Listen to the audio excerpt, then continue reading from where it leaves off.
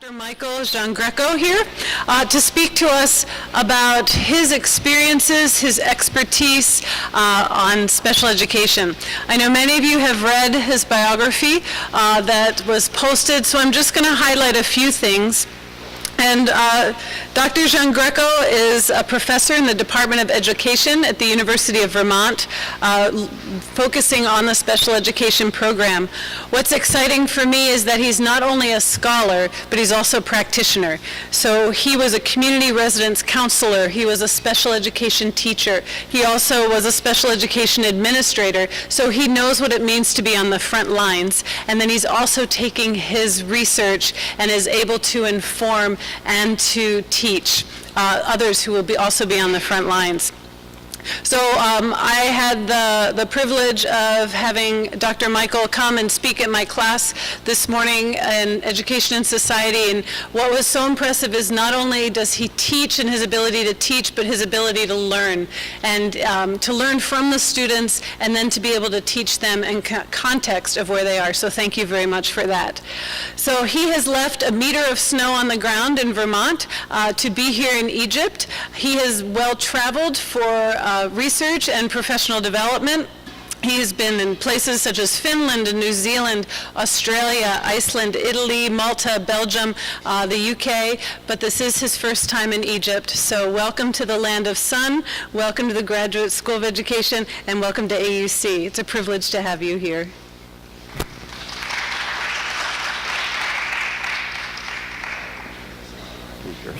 So I'm trying very hard to learn a couple of Arabic words. Shukran, is that right?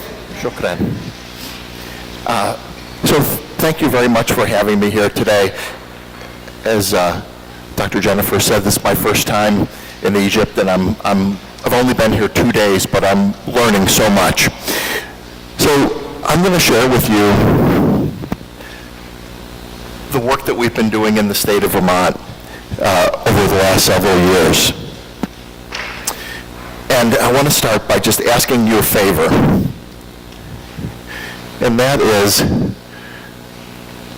because you know Egypt and I don't, I'm hoping that you will take the things that I'm going to share and be thinking about how they apply in your context. Because you know this context and I don't. I want to just tell you where I'm from. This is a photograph on the bottom of where I live. This is my home. And this is the snow that I left behind. I thought I might not get here because for the 2 days before I traveled, there were no flights because of the snow. But this is Vermont. It's a very rural area, and you see where it's located in the United States. We border Canada, part of New England. So let me start by just telling you a little bit about why I feel very passionate about including students with disabilities in regular education.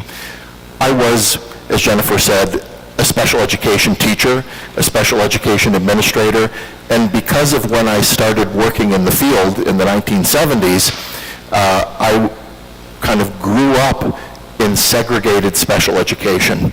When children with more significant disabilities were put into special schools. Schooling was a right, but it wasn't in the regular school. It was in special schools, and people thought that they were doing students with disabilities a favor by doing something special for them and having a special place with special professionals.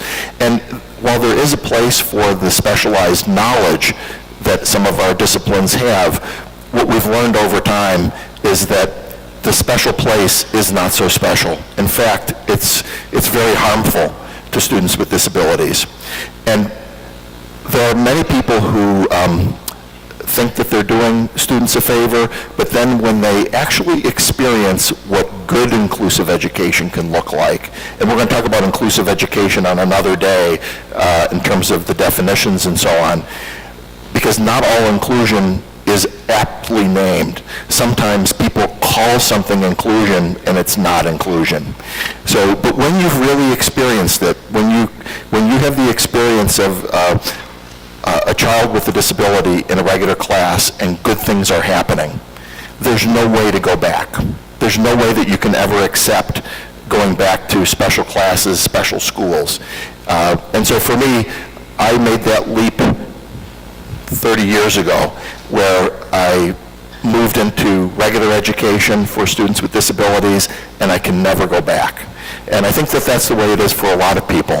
But here's the problem.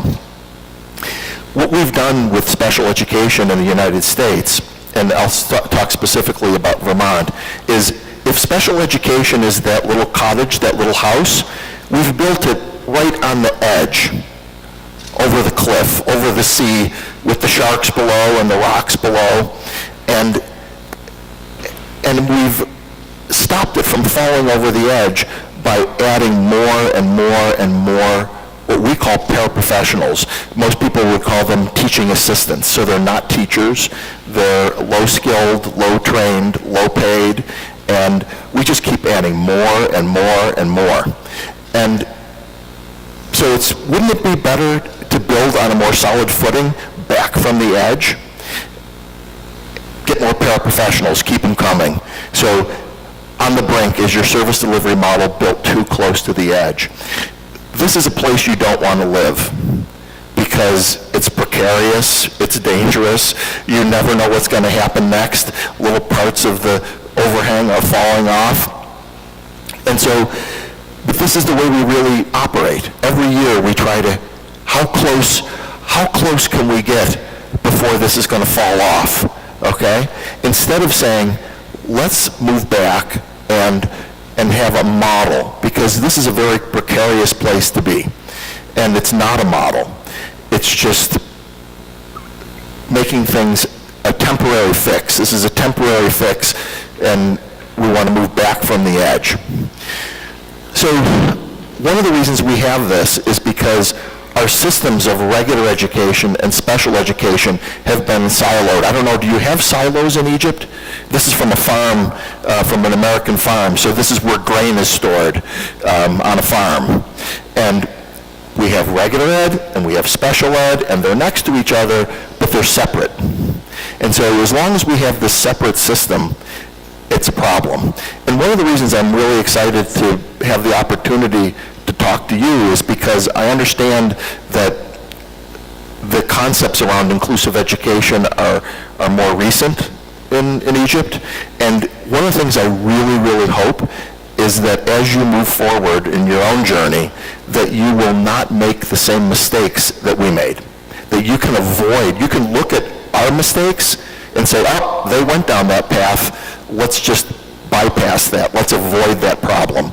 And one of those problems is this, just adding more and more paraprofessionals and having the student receive their education from a paraprofessional instead of from a teacher. We want students with disabilities to have access to highly qualified teachers, regular ed teachers, with the support of special needs teachers in the regular class. So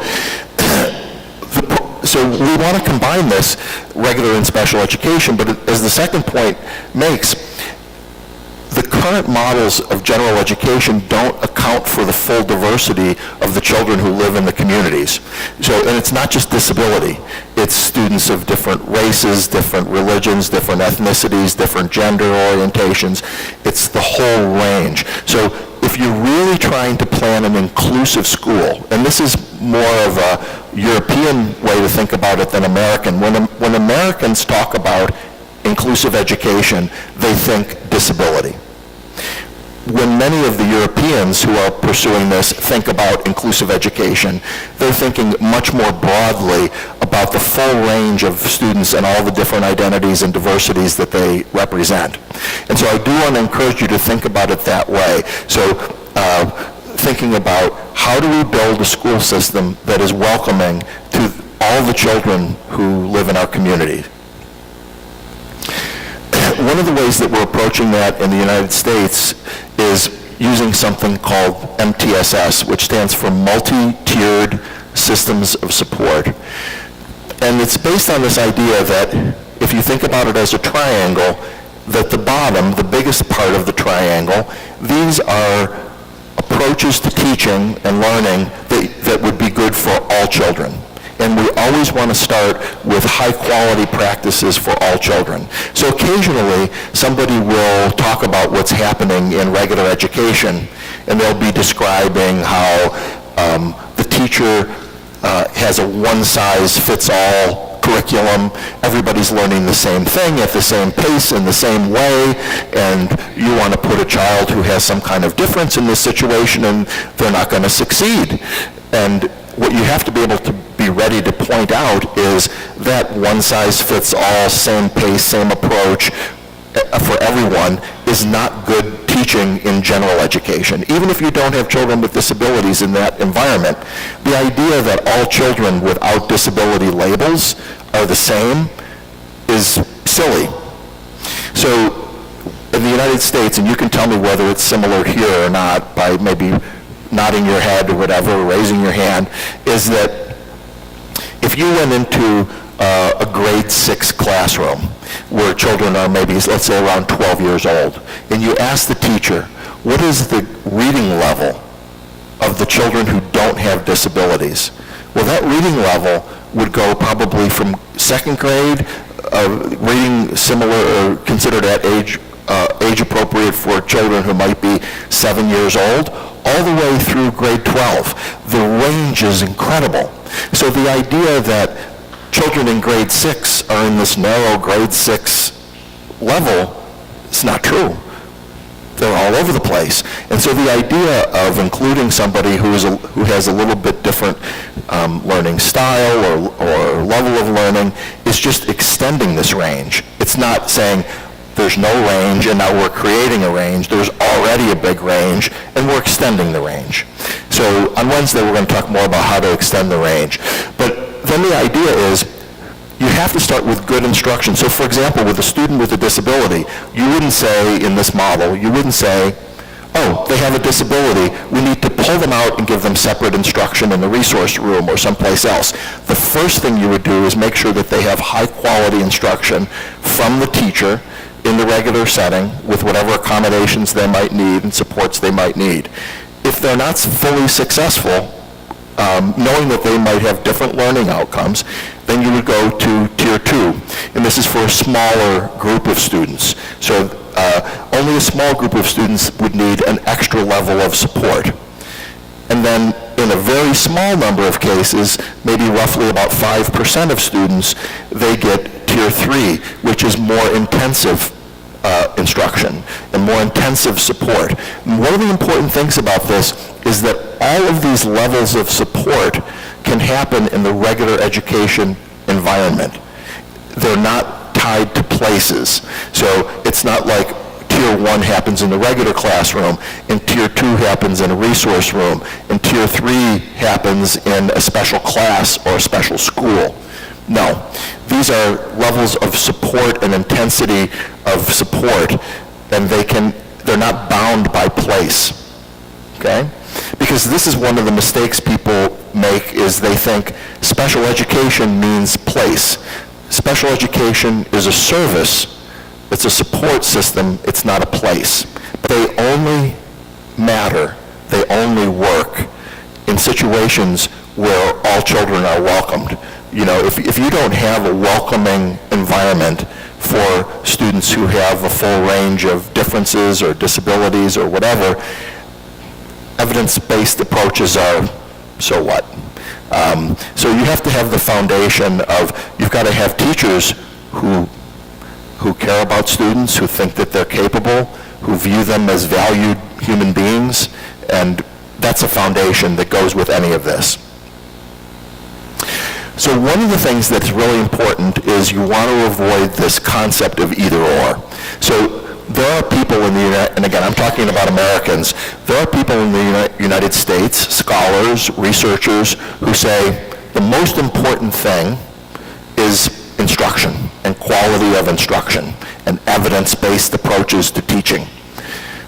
And they basically say to other teachers and administrators and to families, they say, well, we can include your child, but then they're not going to get good instruction.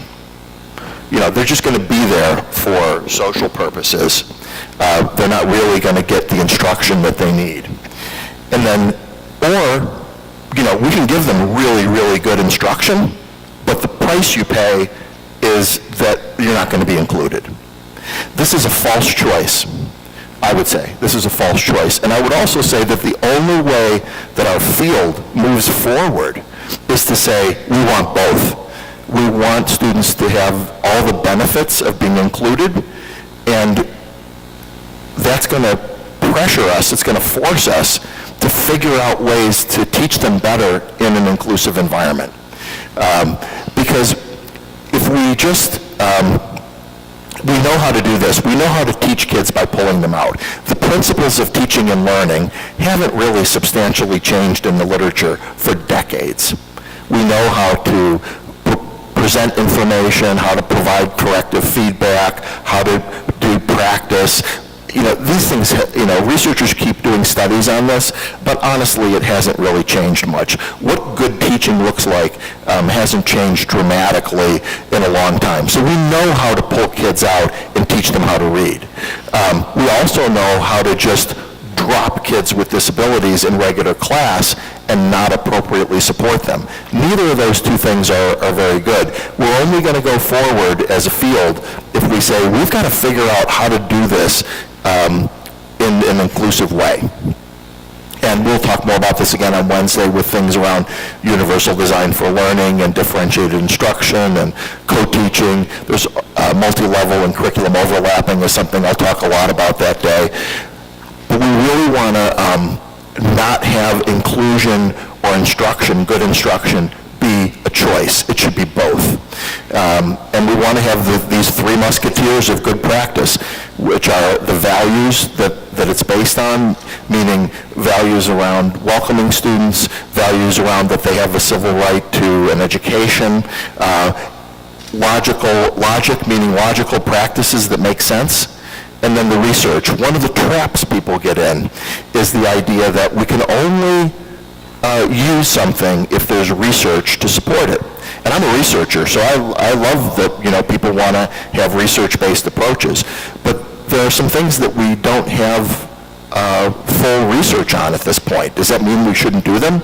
I would say that you start with asking the question, is the practice that somebody wants to engage in, is it consistent with the values that you're trying to aspire toward?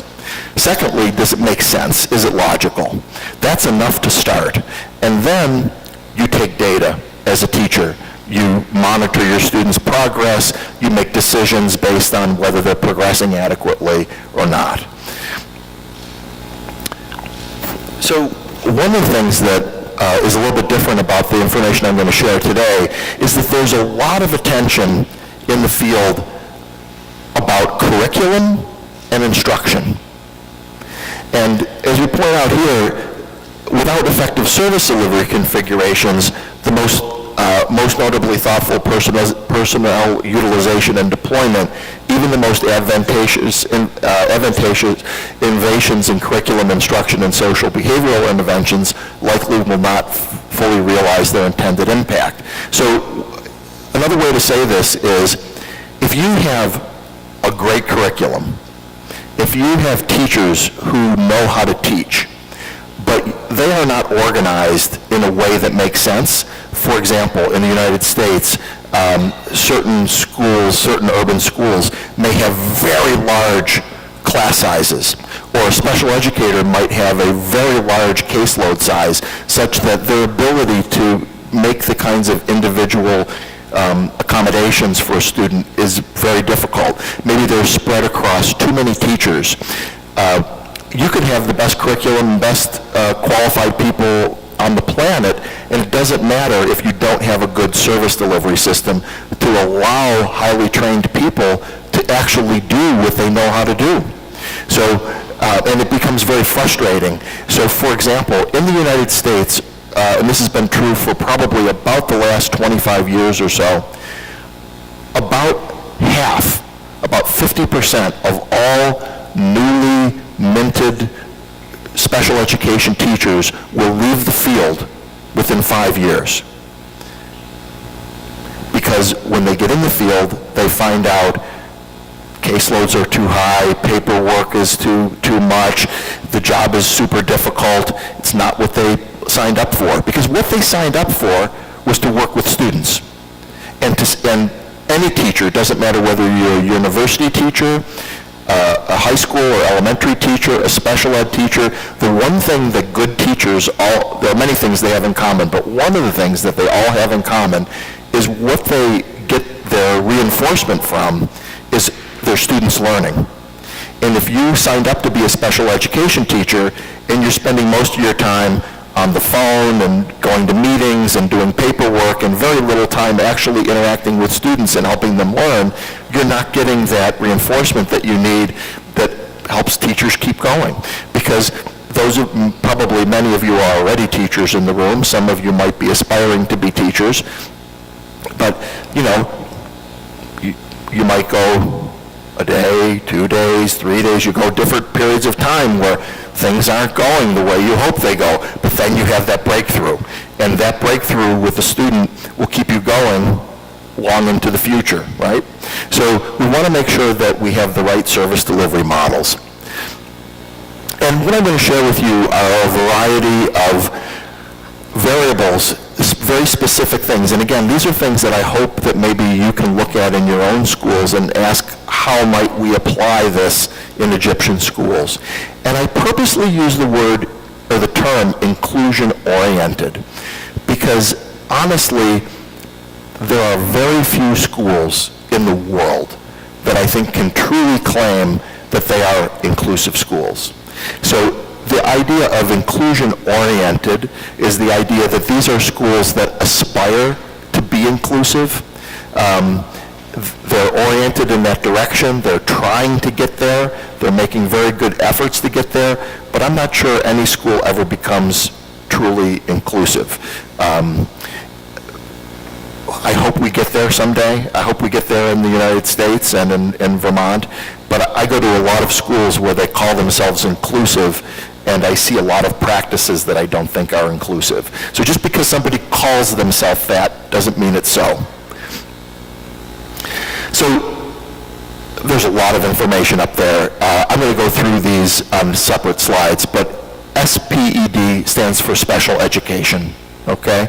So special education or special educator caseload size, the range of grades that special ed teachers work with, the percentage of pull-out instruction. So for example, students with disabilities who are placed in regular class, lots of times they're pulled out of those regular classes to get special instruction.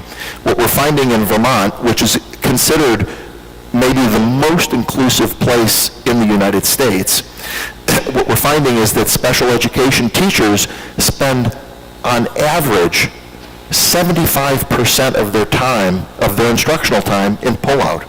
This is incompatible with an inclusive school. And we'll talk more about that. So I won't go through this whole list now because we're gonna look at some of these in specifics. So bear with me while I walk through this, and I want you to think about how your schools look right now. So in terms of what broadly are considered special needs around learning issues, we have 3 categories in Vermont.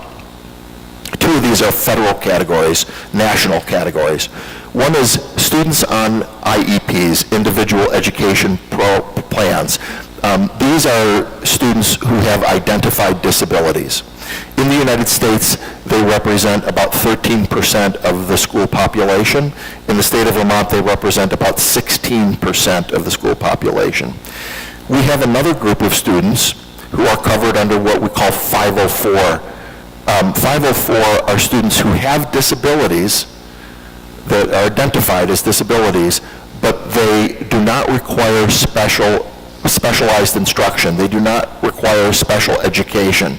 So sometimes a student may have a physical disability and all they need is access to the school and access to all the things that are in the school, but they don't really need a special ed teacher to provide specialized instruction. There are students who have typical intellectual functioning and so on. And then we have a third group that with EST stands for Educational Support Team. And these are students who are at risk of of school failure. These are students who are struggling learners. They don't have disabilities, identified disabilities, but they're having difficulty in school. And what you're seeing here is every vertical line represents one school, okay? So there are 77 schools that are pictured here. And what you'll see is that the variation in how many have IEPs versus 504 versus EST varies. But on average, about 30% in these schools, about 30% of all the children have some kind of learning difference that requires a special plan. Now, you'll notice there are 4 schools at the end that are outliers, that are very high, okay? I want to explain these 4 schools, and I want to tell you how that average changes slightly when we take those 4 out of the equation. So these 4 schools are schools that have a very high percentage of children who are coming from refugee families that came from other countries, typically war-torn countries. They're children that don't speak English as their primary language, and all of those students are on some kind of a special plan. The city, where my university is the University of Vermont. It's located in Burlington, Vermont, and Burlington as a city is considered a refugee resettlement community. And so since the 1970s, since the Vietnam War, there have been a steady stream of refugees that have come to Burlington to relocate because typically of war or some other very difficult situation in their own countries. So in the 1970s, it was people from Cambodia and Vietnam. When Yugoslavia broke apart, it was people from Bosnia that came. Then it was people from Sudan, and now it's people from the Congo and from Syria and other places. And so those 4 schools have a very high density of children from refugee families. If you take those 4 schools out, that mean only drops a couple percentage points. So it's maybe 28% instead of 30%. So it makes a difference. But, close to a third. So this is a lot of kids in your schools.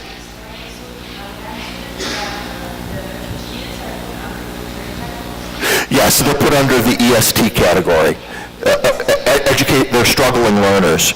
Yeah. Now, there are a small number of those students who also have disabilities, identified disabilities. But so often, when you're talking about a child who has just spent the last 3 years of their life in a refugee camp with no school, moving to a new country with a different language, with different cultural expectations, sometimes it's very difficult. So we want to be very careful not to assume that the reason they're struggling has to do with disability, because there's so many other things happening for these children. So ask yourself how many of the students, if all the students were there, so I realize that in some places not all the children are there in the school, and are you thinking about a public school, or are you thinking about a private school? In our communities, schools are based on location. So if you live in this community, you go to this school.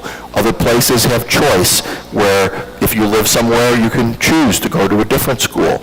But part of the point of this is also that sometimes when people are creating inclusive schools on purpose, one of the mistakes that they make is to overpopulate a school with an unnaturally high percentage of students with disabilities.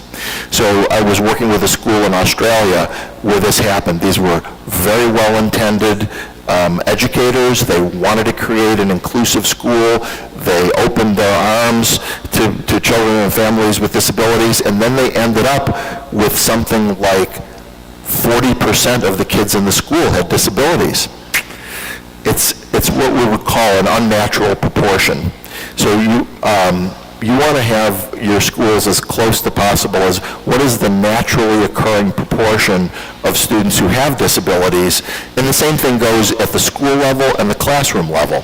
So again, one of the mistakes that people are making in schools that are trying to be inclusive is, let's say they're trying to do co-teaching, where a regular teacher and a special ed teacher work together with students. In order to justify the presence of the specialized teacher, they put all the kids on special needs plans in these three categories. They group them all together, and now you've got a class 75% are on a special needs plan. It's not good. So you've solved one problem and created four new problems. So the concept of natural proportion is very important.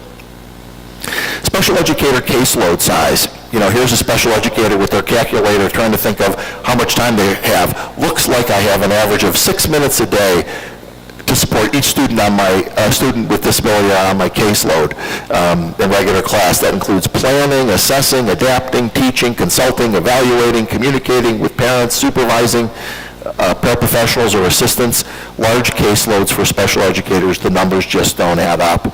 So when I talk to people in different parts of the country and I find out, well, how many students are on your caseload? And they're like, oh, I have 60 students with disabilities on my caseload, and they're in 3 different schools, and I just can't seem to get anything done. You know, I'm not surprised. And it's also important to remember that a number, just a number, the caseload size, doesn't tell you everything, right? So if you have 12 students, if 2 teachers both have 12 students with disabilities on their caseload, 12 is not 12. If it's 12 students and they represent kind of the natural distribution of students who have intensive needs versus more mild needs, that's very different than 12 students who all have very severe behavioral difficulties or very severe multiple disabilities. It's also, even if the students are similar in characteristic, 12 all at the same grade level, all in grade 1, is different than 12 spread out across 6 grades, with now the special ed teacher has to be knowledgeable about regular ed curriculum across many grade levels and subject areas. So there's all different factors that you want to be thinking about when you're looking at this. This represents what we're finding about the time use, and this will become more important when we look at the slide about how the assistants, and let me just ask you, is there a term that you use in Egypt to refer to what I'm calling paraprofessionals or teacher assistants? Is there a support teacher as an assistant? Okay. Say it again?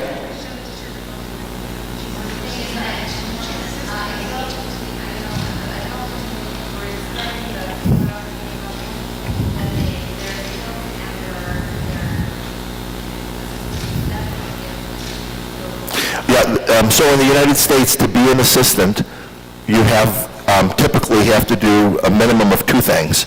You have to graduate from secondary school, from high school, and you have to pass a criminal background check. That's it. And you can be hired as an assistant. Now, many schools ask for much more than that, and many of the paraprofessionals who are working have much higher skills than that, but that's the bottom, what is required.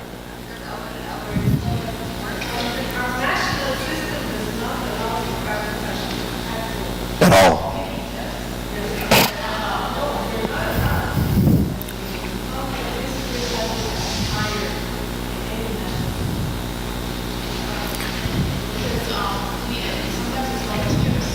Volunteers. So we'll talk about this more, but this is one of the areas, the use of paraprofessionals is one of the areas that I want to really caution you about, because many countries around the world have built their inclusive education models on the use of these paraprofessionals. And what I'm suggesting to you is that this has not been a productive approach. So it's something to watch out for. So if you hear about schools in other countries and they say, oh yeah, well, they have all these assistants, not necessarily a good thing.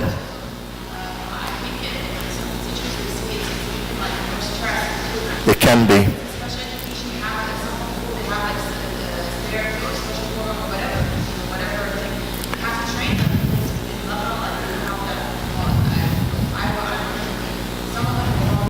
this child who has special needs. So there's a lot to that, but the reason I said that this will make even more sense when you look at some of the next slides is that what you're going to see is that the teacher, the special education teacher, actually devotes less of their time to instruction and supporting behavior than do the assistants. Yeah.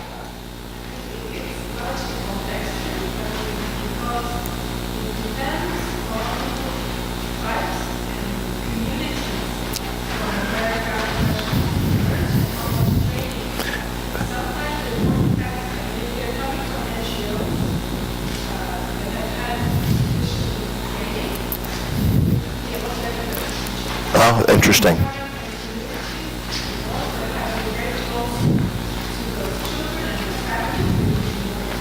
So this actually, thank you for sharing that, because it goes back to the very first slide that we looked at, which is I'm sharing with you what we've learned in Vermont schools, but as the first slide indicated, it's you all who know about Egyptian schools and what is happening here. So to take this information and ask how does it fit for you. But you'll see that this is a self-report of how these 377 teachers said they're spending their time. And you see that they're spending about roughly 40% of their time in instruction, about 8% in behavior support. They're spending 7% of their time supervising the paraprofessionals. When you consider that that is divided by more than 3 paraprofessionals on average, what it means is that if you're an assistant, you can expect to receive less than or about 2% of a special educator's time, which means that many of these schools who have lots of assistants, they are completely unsupervised for the most part. They're basically told, here's a student, here's kind of what we're doing, go to it, go and do. And they're like, okay, and some of them have a lot of training, some of them have no training. It's all over the place. But you can't count on what they have. So I mentioned this earlier, but just to repeat. So in this case, every vertical line is a special education teacher. And we ask them to tell us, of all of the instruction that you provide, what percentage of that instruction, excuse me, is outside the regular classroom?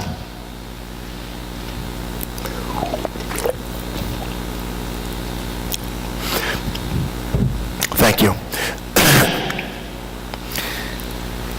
What you see at the top, excuse me, is that all of these teachers at the top, they spend 100% of their time doing instruction outside the regular classroom. But you see the variation. Some spend as little as maybe 5 to 10%. They're in the classroom working with teachers. And then it varies all the way up, but almost half of them exclusively outside the regular class. And as I pointed out earlier, this is inconsistent with quality inclusive practice to have so much time outside the regular class. So this graph is a little bit different, so bear with me and I'll explain it. Sometime we'll look over here. I keep on looking over here. I'm not sure why. Every dot is a school. Okay? Every dot is a school. At this point, at 1, it means that for every 1 teacher, there's 1 assistant. Okay? 1 teacher, 1 assistant. All of the schools to the left have more special ed teachers than they have assistants. We only found 1. All of the schools on the right of the black line, of the solid line, all of them have more assistants than they have special ed teachers. And as you walk down here, they have twice as many, 3 times as many, 4, 5, 6. We found a school that had 8 times as many assistants as they had special ed teachers. It's a good question. What do they do? It's kind of like the context point that our colleague made here, that it varies dramatically. they're providing instruction. You'll see some data on the percent of instruction they're providing. For the most part, what the research suggests in the United States is that they're left to their own devices. Again, they're given a student, you're responsible for the student, and I'm going to show you some data on how many of them are assigned one-to-one. So sometimes assistants are assigned to a classroom to support a group of students with the teacher, and sometimes they're assigned individually to one student. So the point here is that, and these are all schools in Vermont and nearby, so the variation even within the state is wide. Yes?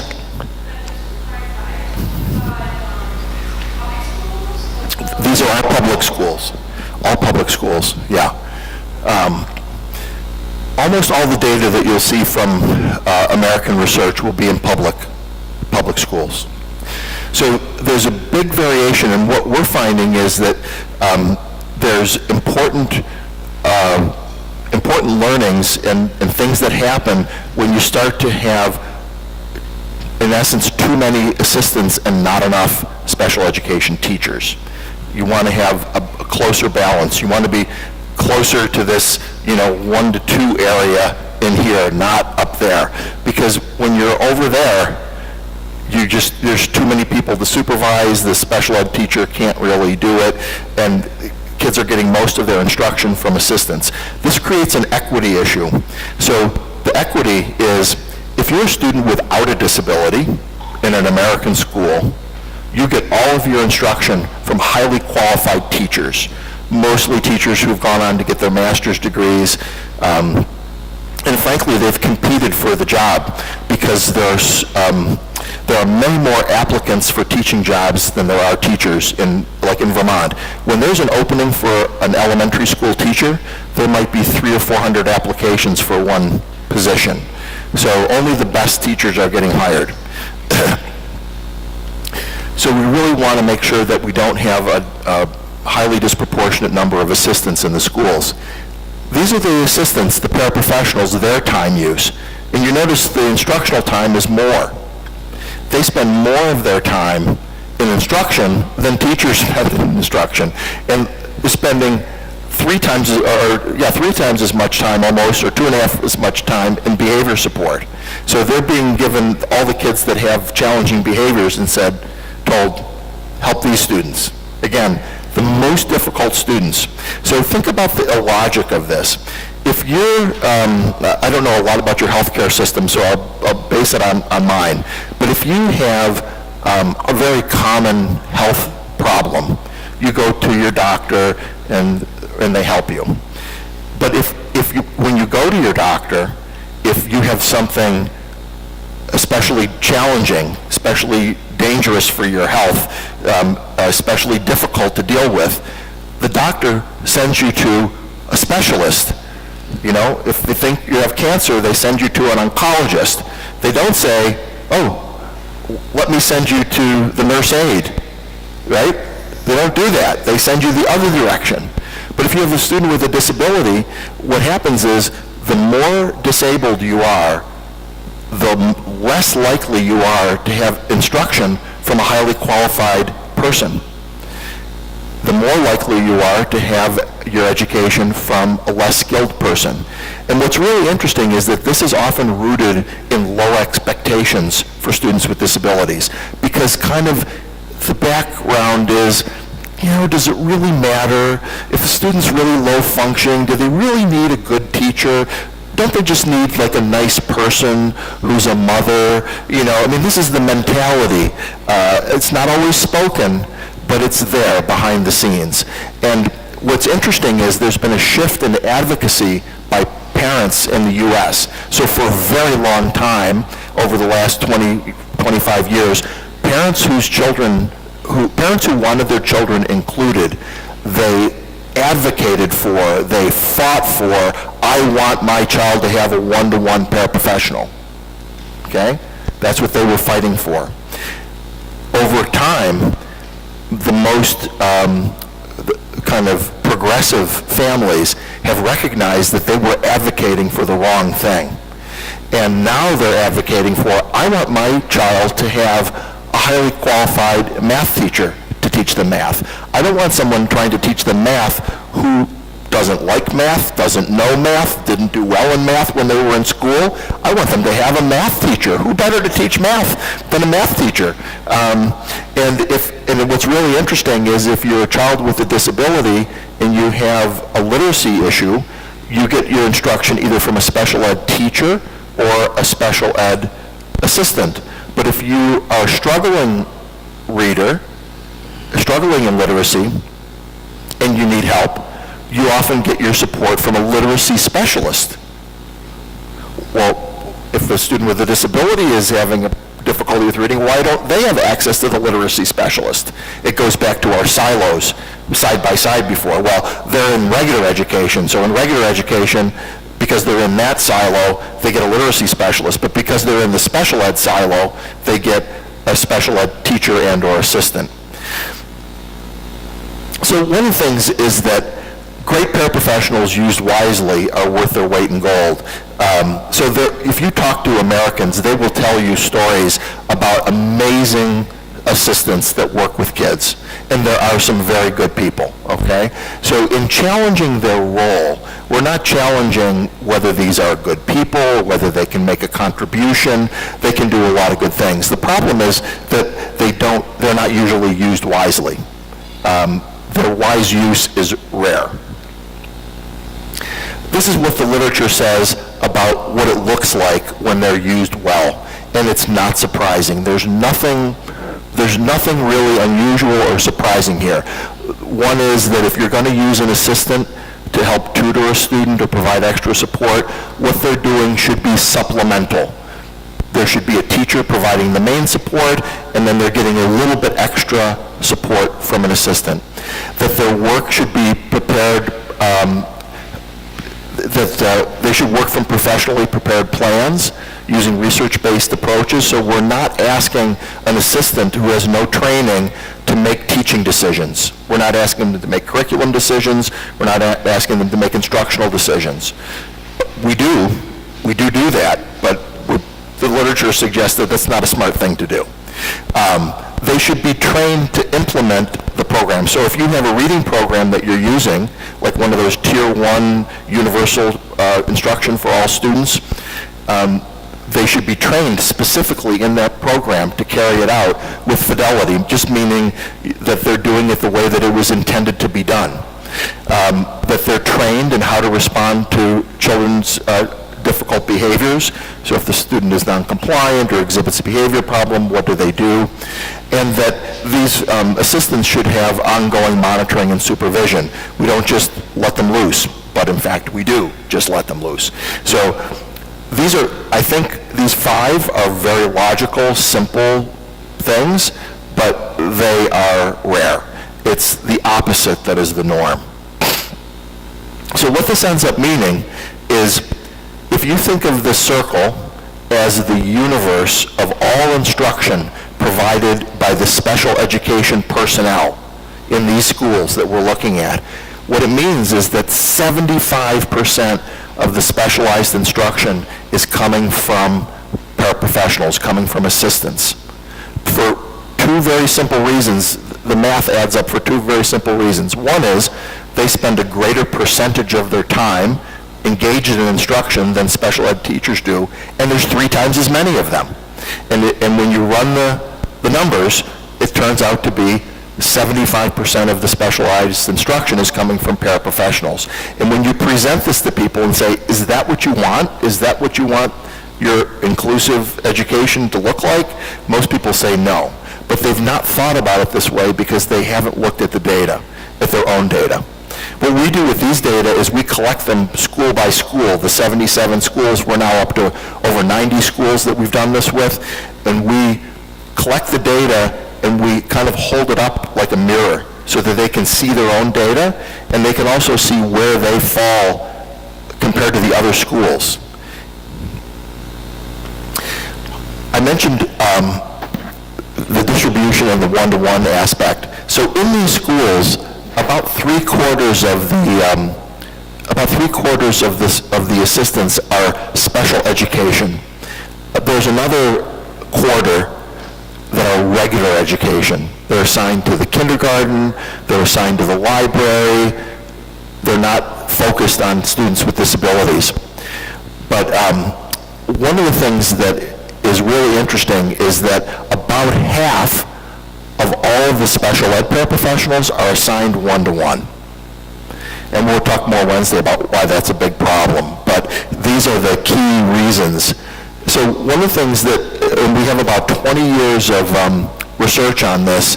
The first studies about this came out in the mid-1990s, and these data have been replicated in a variety of at least European countries and also in places like Canada and Australia and New Zealand, is that there are a whole host of unintended detrimental effects associated with assigning a paraprofessional one-to-one. And when I say one-to-one, our data suggests that these paraprofessionals are within arm's reach of their students pretty much all day.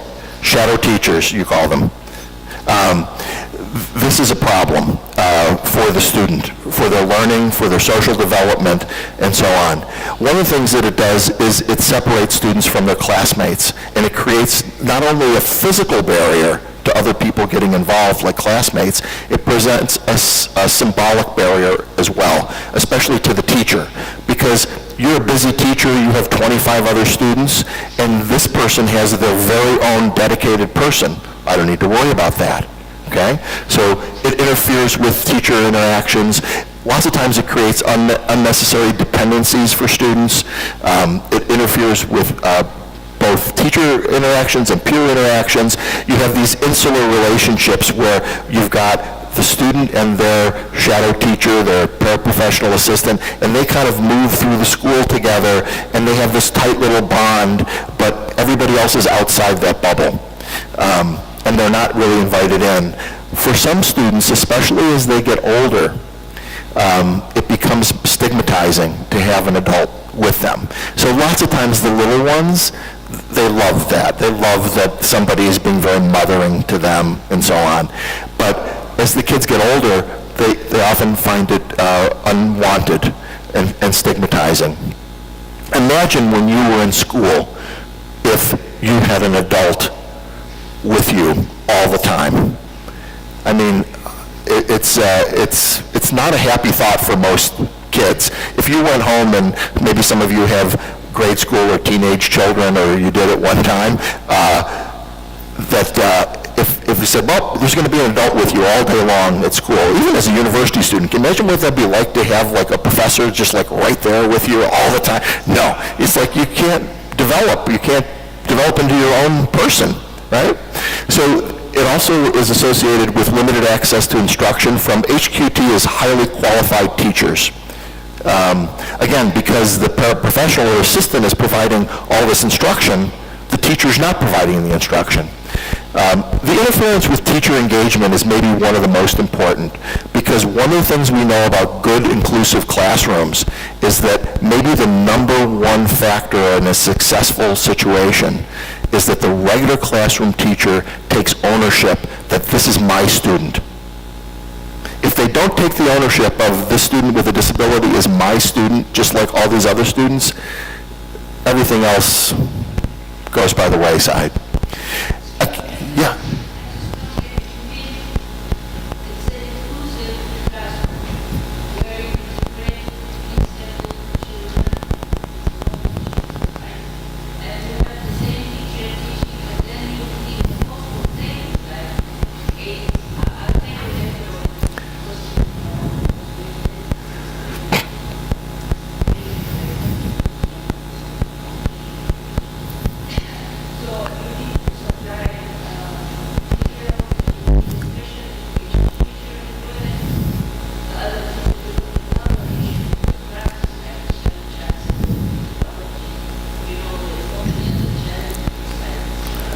Besides disabilities and learning disabilities as well. Right. I mean, I don't want to take up too much time, but we've had a lot of experiments in Yemen on special education. It goes back to 2 or more decades. that we had special schools to start with, and then we went into integration where we supplied, let's say, for example, for the visually impaired, we supplied braille materials, small typewriter. But how systemic can you make this? I mean, there are so many challenges. Absolutely, and that's one of the reasons that we're... And who's going to, where are the resources? I mean, these were pilot projects. Right. And we were successful as far as innovations were concerned in a pilot sense. But then when you think in terms of, because in Yemen the education system was very centralized, I imagine in Egypt it's the same. So there are so many issues to consider. And that's why I said that you really have to... I mean, it looks very nice on Well, that's one of the things I was saying tell before. you about the challenges. Yes, and I don't know, I know a little bit of the challenges from learning over the summer, but that's where you have to take this information and ask, you know, maybe there are things in the general education system that you want to advocate for changes, whether it's class sizes or other things like that. So I don't mean to minimize that there are challenges, and I know that there are more challenges here that you're dealing with that are different than the ones that we're dealing with. But one of the things I want to say about this is that just a few decades ago, we were a very segregated system, and people had the same questions, and this is still going on. It's not like Vermont is a utopia. It's not. There's lots of work to do. But that's why I refer to it as inclusion-oriented. I wouldn't say it's inclusive. I would say it's inclusion-oriented in most cases because we're moving in that direction, and people are really committed to that. And I think partly because what we had been doing was not working. And what's really interesting is that when you try to include students who are the most challenging to include, it reveals problems in the regular education system. And so people want to focus on special ed, but by putting a child, placing a child with a disability in a regular class and trying to include them, you expose what are the problems in regular ed. And when you can deal with those, then you're helping everybody. And so lots of times, you know, the presence of a student with a disability can be a gift to the whole school in terms of changing how teachers teach, how schools are organized, because in order to include that student, if you do it well, you're going to be making changes that are going to positively influence lots of other students. So you have to take, you know, where you are now, kind of your baseline of where you are now, and see where maybe some of these ideas can fit in. And again, part of my message is cautionary in the sense of, you know, don't make the mistakes that we made of having 3, 4, or 5 times as many assistants as special educators. But getting back to the inadvertent detrimental effects, this is the kind of thing that you see, creating barriers instead of facilitating interactions and relationships. Joey noticed a mysterious force field around his assistants that children could not break through, because again, it's this symbolic thing. I'm here, and it creates this bubble around you. One of the things that was really interesting is I want you to pay attention to the ranges, the range of 0 to 100, 0 to 100 in each case. One of the things we asked is for students who had a one-to-one paraprofessional, how much of their instruction was coming from a regular teacher and how much of it was coming from a special educator or a related service person like a speech pathologist, physiotherapist, occupational therapist, and how much of it was coming from an assistant. And what was really interesting is that these are assigned one-to-one. So if they're spending 39% of their time in instruction, the kids are getting 39% of their time, what's happening the rest of the time? If you've got a teacher who doesn't do any instruction, 0, and we had more than one teacher that was 0, that's a big red flag. They're in a regular class, but the teacher's not working with them at all. If they're in a regular class and they're getting 100% of their instruction from a paraprofessional, they might as well be someplace else, because that's not inclusion. So one of the things you see is physically the student in the back of the room at a table with, they might have one other student with a disability, but with their assistant doing separate stuff, and they're completely separated from the rest of the class. So one of the things that's so important about this, and it gets back to your point, is paraprofessionals are kind of like the tip of the iceberg. So, you know, if you think about the Titanic and hitting an iceberg, the tip of the iceberg is not what sank the ship. What sinks the ship is the stuff that's below the surface that you can't see as easily, but it's there.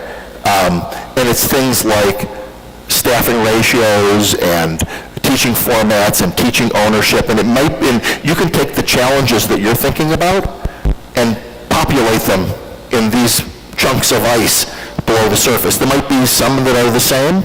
There might be some that are different that you're dealing with here in Egypt that we're not dealing with in the United States. But if you think about it this way, when people say, oh, we need to do something about we have too many paraprofessionals, well, that's the tip of the iceberg. It's all this other stuff that we really need to be looking at. Again, I'll explain this slide, but I want to just preface this by saying this is one of the most important pieces of data that we have uncovered, and as far as I know, it is nowhere else in the literature other than 2 studies that we've conducted on Vermont schools, and it's something that we call special educator school density. This is the number of special education teachers in full-time equivalents, meaning they're there full-time, or if there's 2 people that are half-time, that's 1, right? 1 equivalent, so full-time equivalents. And it's the ratio of the number of special education teachers to total enrollment in a school, okay? So for example, if you have a school that has 500 students in it, and you have 5 special education teachers, your special educator school density is 1 to 100. You have 1 special educator for every 100 children who attend that school. Not children with disabilities, just children. And this is assuming that this is an inclusion-oriented school, that there might be roughly 15% of the students have a disability, and maybe roughly 30% of the students have some kind of special need, including disability. And what we're finding is that this is a very important number for a number of reasons. But you'll notice the range. We have schools in Vermont that have 1 special educator for roughly every 40 students in the school. And then we have 1 to 166. And in the United States, this is just in Vermont. In the United States, that number goes up to 1 to 300, 1 to 400 in some places. I've worked with some schools in other countries, other Western countries, where it's 1 to 1,000, okay? And again, people wonder, like, why this inclusive education thing is not working. Well, if you've got 1 special educator for every 1,000 children, how are you possibly going to get anything done? I mean, it's just really not conceivable. So people are surprised by that. But one of the things that we found is when people say, well, what's the difference between special educator school density? Why not count kids with just with disabilities? Look at caseload size. And I'm going to show you with this example. These are real schools, two schools. And in schools A and B, they have the exact same special educator caseload size. Okay? So every special educator on average has 11 or 12 students on their caseload. So you would say, well, it's got to be the same, right? Well, it's not the same. In school B, they have 1 special educator for every 69 students. So they're better resourced than school A, which has 1 to 131. Well, how could that be if they have the same caseload size? Well, it's because in school A, they identify less than 9% of their students as having a disability, and in school B, they identify over 18% as having a disability. Now, people say, well, okay, well, they have more kids with disabilities, so they should have more special educators, right? Well, the problem is that the schools really aren't that different. When you add up those different categories that I showed you before, the schools are very similar. And I've been in both of these schools, so I know they're very similar. It's not that school B has heavier population of kids with disabilities. And this goes to the whole concept of social construction of disability. And in our system, one of the things, and this is another thing that you can kind of watch out for in terms of how you fund your education, is if you fund special education based on identifying students as disabled, there's an incentive to label kids, because the only way you're going to get help is to have a student with a disability get the resources. And so we're in the process of trying to pass a legislation change in the state of Vermont. It's literally going through our legislature right now that will shift us away from a reimbursement approach to funding special education to more of what is considered a census-based approach based on total enrollment in schools, based on some demographic assumptions about having a certain percentage of kids with disabilities in most schools. So the other reason that special education school density is important, and this shows, I mean, you don't have to be a statistician to see the relationship here, that as the percentage of students with disabilities goes up, the school density changes accordingly. So, for example, if you look at the highest dot, that 1 to 166, I think it was. If you look at the highest dot and you follow it all the way down, it would be at about 7%. Only about 7% of the kids in that school were identified as having a disability. But here's the problem with this. That MTSS model that I told you about at the beginning, multi-tiered system of support, if that's done well, it should keep some kids out of special education because we're doing a good job with prevention.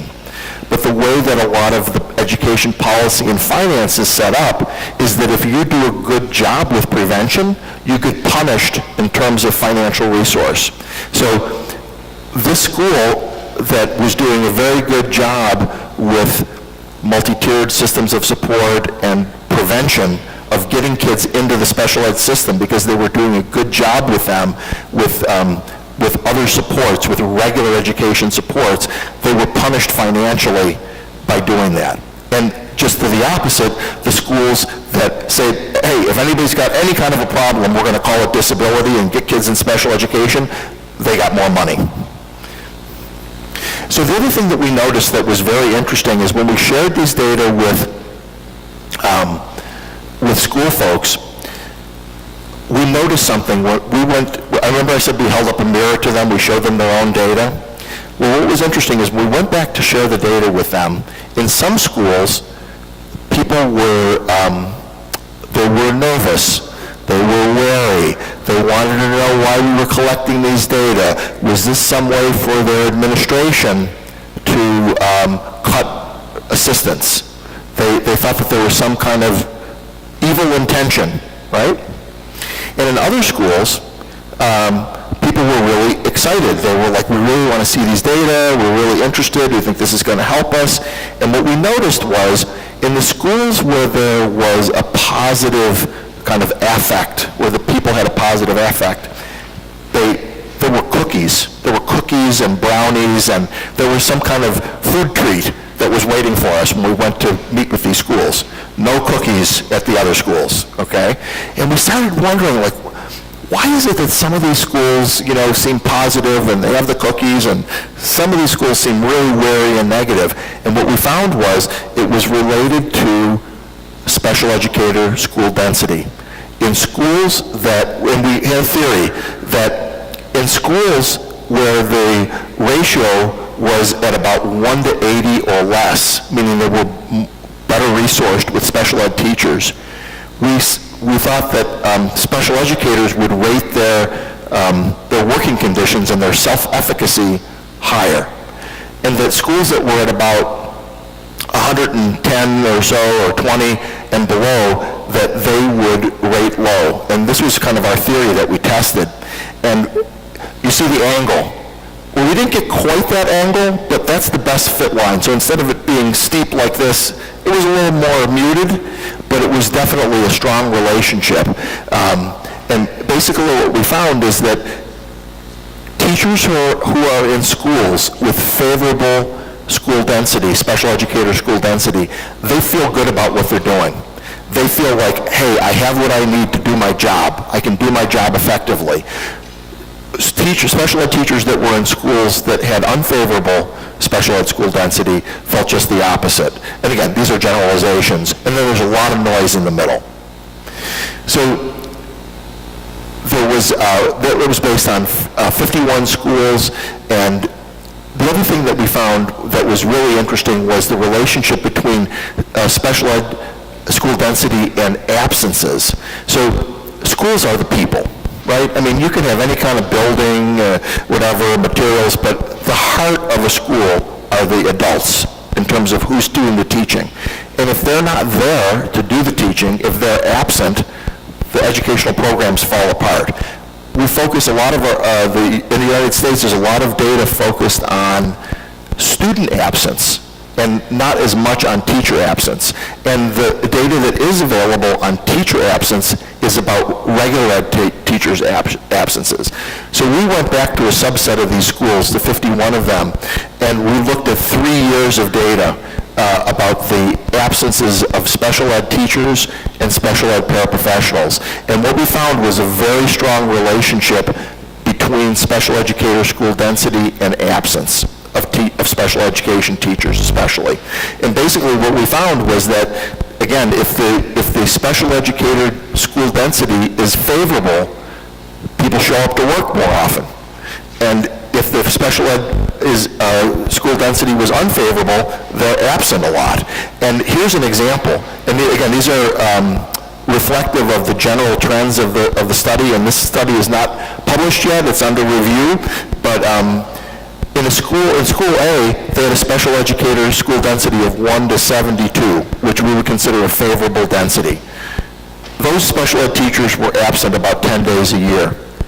But in school B, where the special ed school density was 1 to 110, those special ed teachers were absent 20 days a year. And there was a relationship between the special educator school density and the rate of absence of these teachers. The other thing that we found was that there wasn't a relationship between special educator school density and the absence of the assistants. And there was a really interesting reason why. If we go back to this trend line, and imagine, like I guess you should go back to this.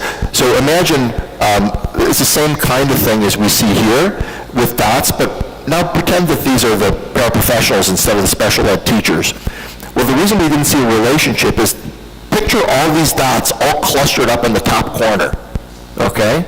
And the reason that they were all clustered in the top corner is because what we learned from the paraprofessionals was they get paid so little that they consider days that they are allowed to take as sick days, they consider part of their compensation. And so they're absent. If they have 10 days or 15 days that they're allowed to be absent and they're paid when they're absent, they're going to take all the days. It doesn't matter what their school density is. They're going to be absent.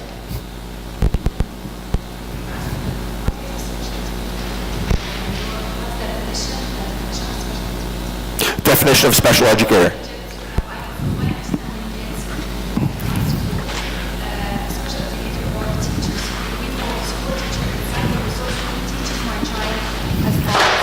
Academic. Yeah. So the question is, what is the definition of a special education teacher? So each state has its own licensure standards, but they're very simple and they're based on national standards. But basically, the person typically has either a bachelor's degree or a master's degree specifically in special education, and they meet the national competencies that are set out by the Council for Exceptional Children to prepare special education teachers. So they're typically highly trained So educators. they just put the plans, or do they work one-to-one with the kids? They work with students as well as develop the plans. They work directly with the students. Okay. Yeah. How come do they, if they,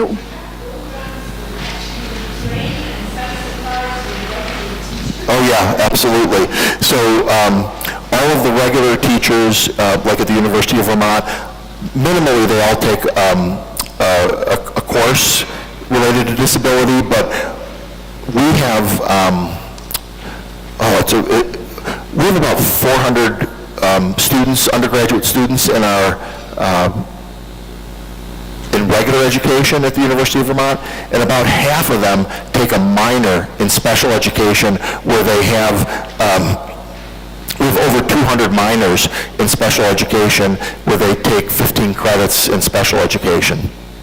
I want to be, I think I'm getting off time here, so I want to be conscious of this because I want to get through a few more things. We'll kind of intersperse some questions, but I want to leave more time at the end for your questions. So we're trying to bridge the gap between research and practice, and I won't read this whole slide, but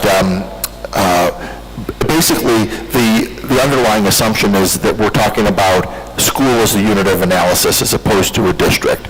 And we're talking about schools that have natural proportions of students with disabilities. So not a school that's overloaded and not a school that doesn't have any or very few kids with disabilities or doesn't have the range of disabilities. And we're also talking about schools where the teacher's the lead and the paraprofessionals, if they're used, are assigned to classrooms, not to individual students. Because one of the things I'm going to show you in a minute are some diagrams of how this can look structurally and how it is looking in some schools in Vermont. And special educators are there to support students and hopefully not pull them out of class very much. And occasionally, and this is the last point is probably the most controversial in the U.S. Not controversial in other places, but in the U.S., the idea that in order for the models that I'm going to show you to work, there may be times up to 20% of the school day where the regular classroom teacher does not have another adult in the room. So the mentality in American schools is, if there's a student with Down syndrome, I can't be left alone with them.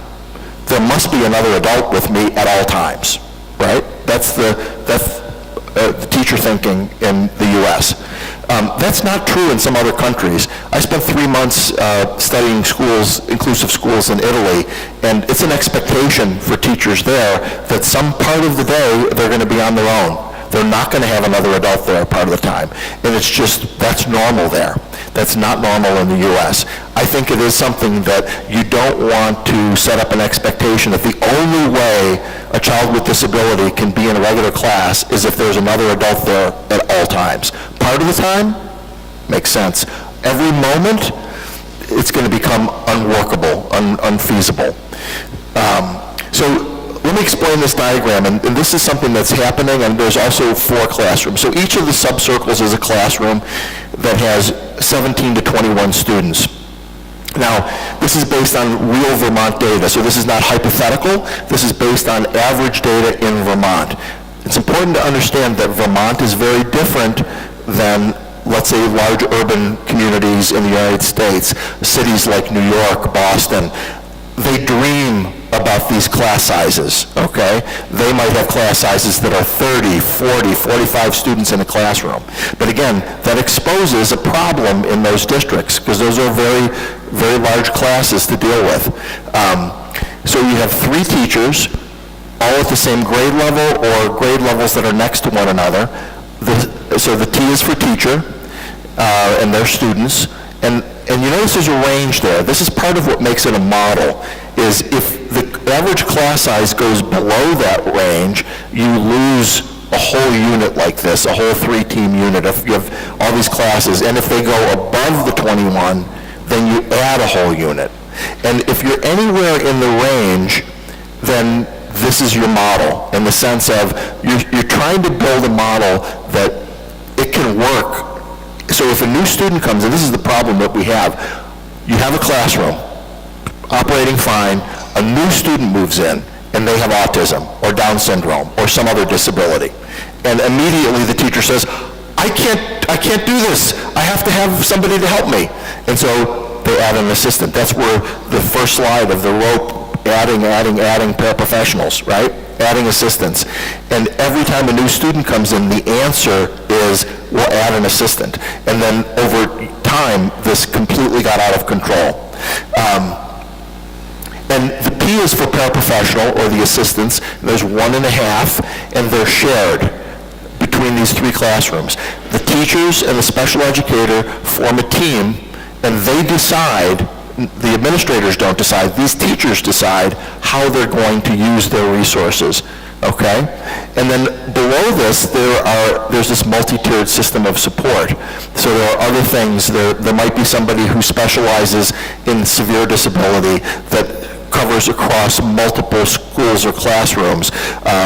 There might be general supports like a literacy specialist in the school, or school counselor, school nurse, things like that. And then this is what it looks like on the whole school level.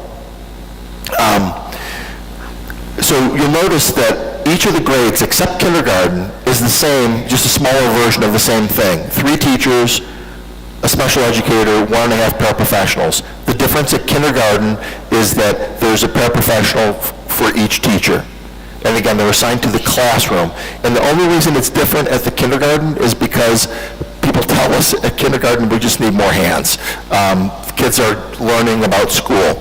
And you'll notice also that there's floating paraprofessionals. So floating paraprofessionals, meaning that they can be assigned if somebody's absent, if you have a transition, like a new student does come in and they need extra support at the beginning. What's really interesting is that this model is based on existing resources currently available. Now, not very many schools are organized this way because they have the problem of their special educators, instead of being assigned to 3 teachers, they're assigned to a caseload, so that you might have the special educator that is currently on grade K, they might be working with 3 different teams or 4 different teams across 9 or 12 different teachers at a whole bunch of different grade levels. And the paraprofessionals that are in these assignments, they're not helping the whole class. They might be assigned to one person, right? So this organizes it differently and allows things to be much more conducive to actually student learning.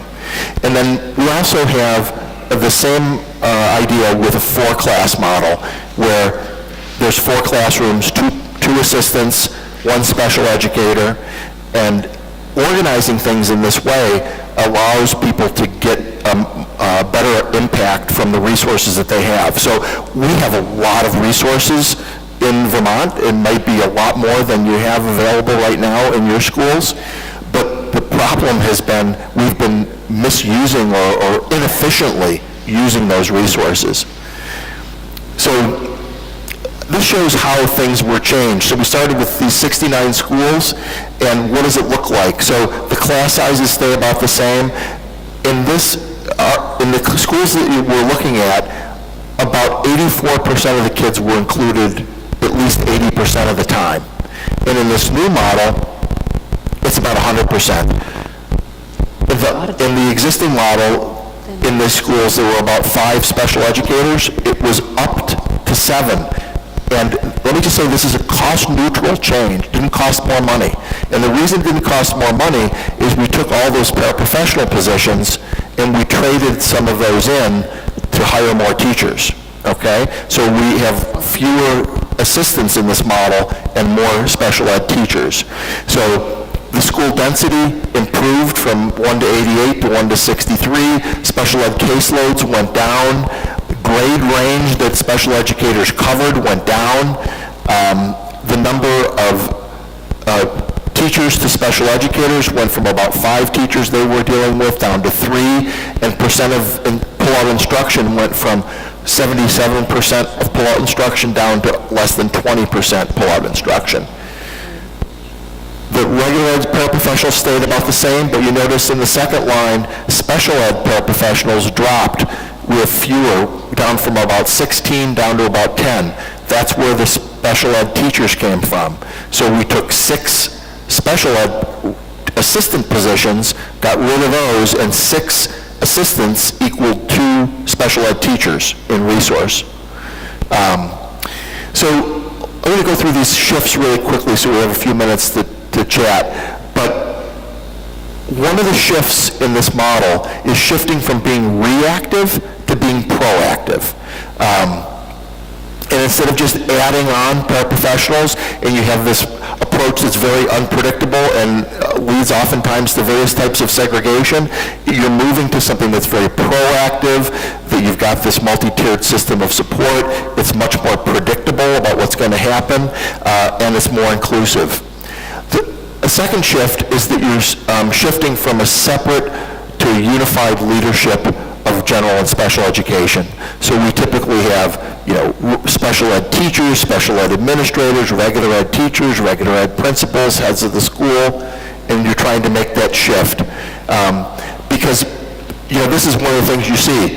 In your school, a parent is asking a principal, do you have inclusion students, inclusion facilitators, inclusion classrooms, inclusion programs? And the principal says, no. Why not? Because everyone's included. So inclusive education becomes a moot point.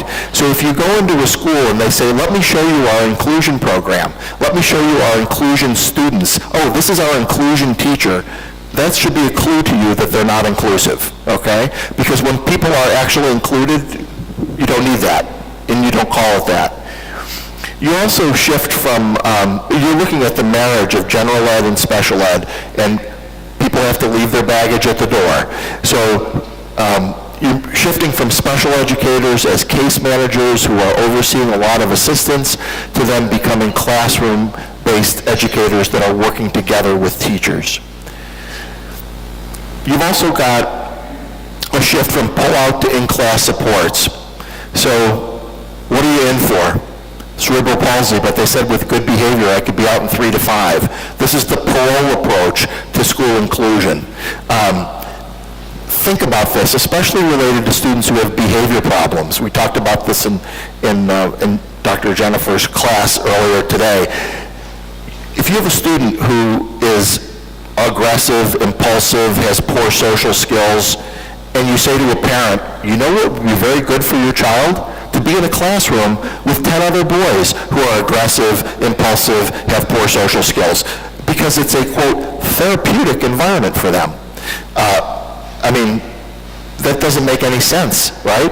And so then what we do is we put kids in a very abnormal environment, and then we say to them, you must act super normal in the most abnormal environment in order to earn your way out of the abnormal environment into the normal environment.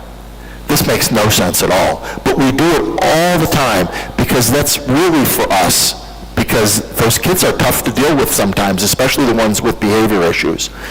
We've also got to shift from special educators thinly spread across many grades to narrowed, as I mentioned a minute ago, and avoiding these lead balloons of special education. We've got to shift from kind of this mentality of discrete service 3 times a week for 30 minutes to building more embedded supports in the classroom, and the idea that we're going to, that these approaches are consistent with what good teachers have been doing for a long time. One teacher says to another, it's amazing how well you've adjusted your teaching now that students with severe disabilities are in your class. And the second teacher says, well, I just keep reminding myself that my students were each different before inclusive education. That hasn't changed, just expanded. Mrs. King wears her worn softball cap, baseball cap, as a reminder that individualizing to meet unique student needs is old hat to good teachers. We're shifting from lots of instruction provided by paraprofessionals to more instruction by highly qualified teachers and special educators. So we're trying to dig up these roots of special education, access, individualization, quality instruction, meaningful outcomes. And we're shifting from one-to-one paraprofessionals to more of a unified general regular ed paraprofessionals assigned to classrooms, not to individual students. This is what we typically see, the island in the mainstream. Mrs. Jones and Mrs. Cooper are still trying to figure out why Fred doesn't feel like part of the class. He's sitting in the back all by himself with an assistant all day long. That's not inclusion. And a shift from restricted support by label to all personnel being available to support all students regardless of label. Oh, that child has a disability label. I don't work with those students. I'm responsible for these students. No, it has to be a mentality of I'm a teacher, an educator, regardless of what type of educator I am, I'm there for all the children. And part of this, and this is something actually I learned in Italy, and they do this much better than we do as Americans. As Americans right now, we're the bottom. We are narrowing normal all the time. We keep labeling and pathologizing more and more of our students as having disabilities. What I saw in Italy that I really liked was normal was wide.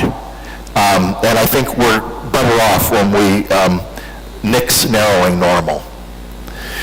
And again, this is just the whole school model. It's the same thing again. And let me just say that these models like this that I was referring to earlier are basically up through about grade 8. They don't include secondary schools specifically, and that's only because high schools are a completely different type of situation. A lot of the principles can be applied, but the models need to look different, and we're working on those right now. And as far as I know, no one in the States has really proposed an excellent model for secondary. We're working on that right now. One of the things that is specific to our education law, and this is based on a legal ruling, is that students with disabilities don't have to function at or near grade level in order for the regular class to be the appropriate least restrictive placement. So lots of times people are asking, well, can the student do the same work as their peers? And that is not really the right question, at least under our law. I don't know your laws, but one of the things that we're pursuing conceptually is the idea that students can function at different levels and still be in the same class. Yeah, we're going to talk about that on Wednesday. Can't fit it all in the short time, but we are going to talk about that on Wednesday around things particularly around what's called multi-level curriculum and instruction. Yeah, that's two different talks, but we are going to get there. And I'm going to end with this, and this is based on a true story. So that's our snow there, and one morning, again, based on an actual thing that happened, and I didn't even change the language much when we made this cartoon. But the kids arrive on a snowy morning, and the school custodian who takes care of the building is outside shoveling the snow off the steps so that the students can come into the school. And a student with a disability says to the custodian, could you please shovel the ramp? And he says back to the student, I'll shovel the ramp, but as soon as all these other kids are waiting to use the stairs, when I get through shoveling them off, then I'll clear the ramp for you. And the student with a disability says back to the custodian, but if you shovel the ramp first, we can all get in. And so clearing a path for people with special needs clears a path for everyone. So I'm going to stop there and say thank you very much and open it up to your questions or comments.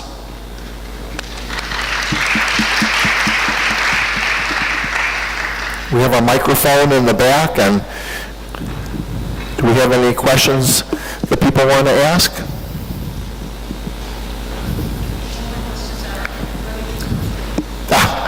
Well, if nobody else has other questions, we can talk about some of those, but there's a couple questions back here. For example, we are promoting the assistant teacher not as one-to-one. It's one person who is in the class for all children, who's keeping an eye for those who need extra support, maybe, but it is kind of a class managed by one teacher, supported by the support teacher, but for all children. So that's a good part, the non-assigned one-to-one, but here's a way to turn it just a little bit. And that is, one of the things you just said, it's very common, is if a student needs extra help, then the assistant is there to give that extra help.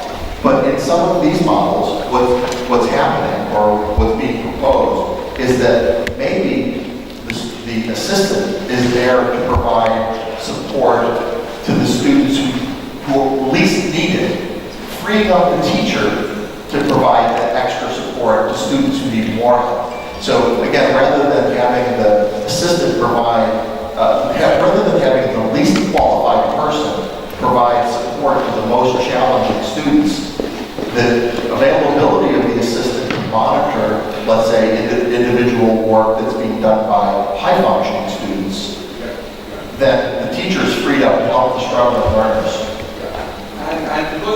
have extreme lack of resources. So we mobilize the existing one. We have no choice. Yeah. For example, peer support is a very important approach that we use. Peer support is excellent. And parents' involvement. Unfortunately, we have no option except allowing support from at home. We know that this is totally different than the north from the state and other countries. But in our countries, even in the middle and low countries, it's worked very well. Yeah. The community support. The special educators in Egypt are not the best till now, especially those who are working in the governmental sector. I'm not talking about the international or private schools, right? I'm talking about the public. I mean, we have a catastrophe when it comes to special education and special educators because they are taught by academic professors who never worked in the fields. So it's all academic. So they have faced a real challenge. So we cannot really rely in Egypt on the special educator to support the mainstream education. As Dr. Malik mentioned before she left, that the NGO sector in Egypt is very strong. They are leading in Egypt. So we are relying on those who are working. I'm one of the people coming from this background as well.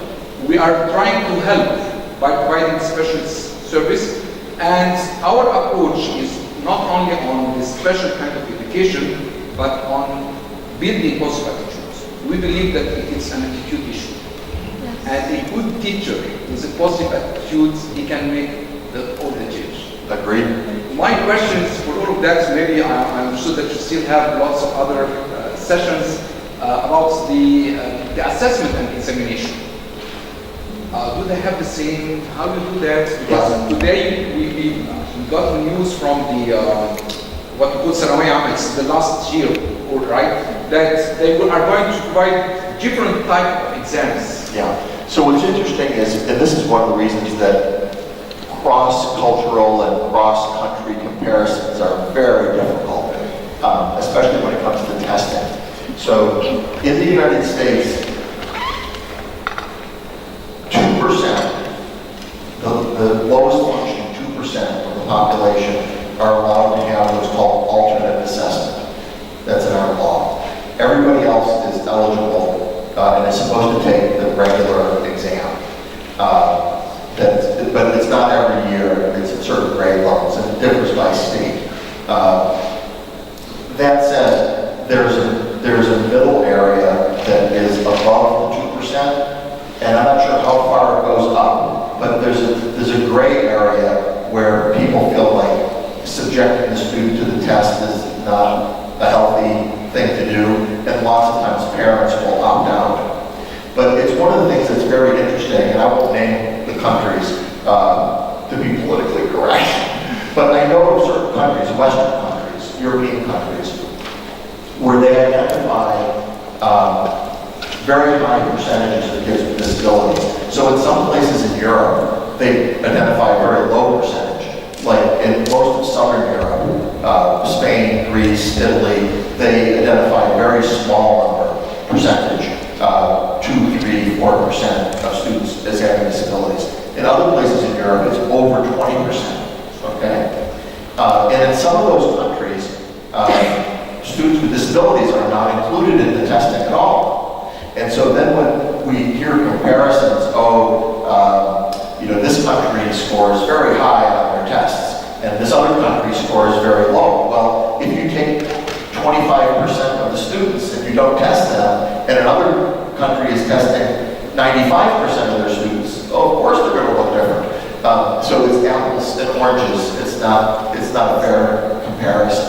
So, but there still are challenges. And the other thing is that in these multi-tiered systems of support, there's a much greater emphasis on formative assessment, ongoing assessment, as opposed to these kind of very gross big tests. The big tests don't show progress. You could have a student who scores very poorly on one of these tests, but has made tremendous gains relative to where they started and how much they've grown. So a growth model versus an ultimate proficiency model. So there's a lot of debate right now at home about tests and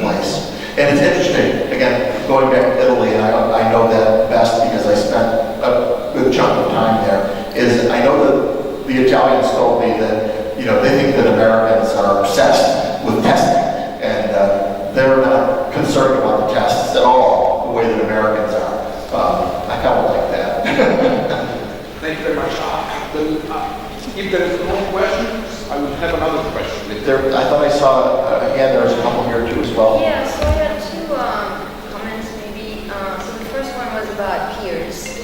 Pierce.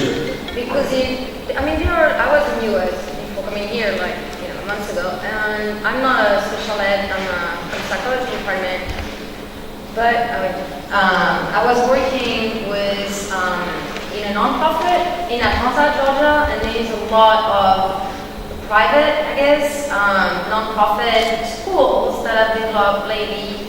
And Are these charter schools by any chance? At what? Charter schools? Yeah, some of them and some others. And they're inclusive in the sense that I think that's what you want, that we are going towards. So they are using the peers in the classroom as the support, as the TA or whatever the paraprofessional. Because the peers are going to explain to their friends regardless of the ability or disability, because they know them. So there's a really important point about this. I want to say, and then I'm going to ask you to continue, but before I forget. So there's a really important difference, at least at home, for two things. One is, there is no American model. It varies from state to state. It varies from school to school within the same state. It's all over the place. So if you've seen special education or inclusive education in a school, that's what you've seen in that school. But the other thing about peer supports is there's a researcher at Vanderbilt University, Eric Carter, who is kind of one of our leading researchers on peer supports. And peer supports can be excellent and very powerful, and I think it's a good thing to use peer supports. What's not that has different needs and different learning styles. So it's very important, I think, and again, this is an example of avoiding mistakes that we have made, which is to make sure that if you're using peer supports, that it really is a peer mentoring and they're not substituting as an assistant. But go ahead. Yes, I may have used the wrong word. No, but I just want to make that point because I think it's one thing that people think about a lot. So my other comment, I guess, was we really need, and that's a concept we were discussing a lot before I left in Georgia, is the idea that we need to teach classical, universal domain topics to everybody.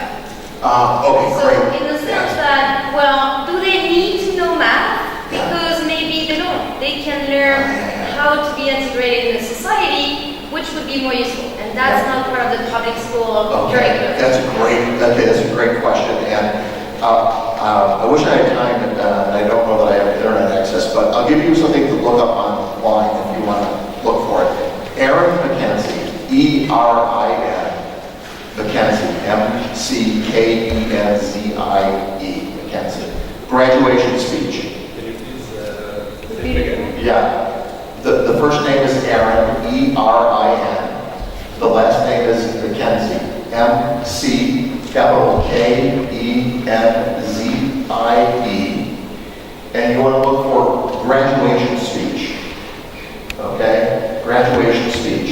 And it's about a 3-minute video of a teenager with Down syndrome who was graduating from a high school in Ohio several years ago.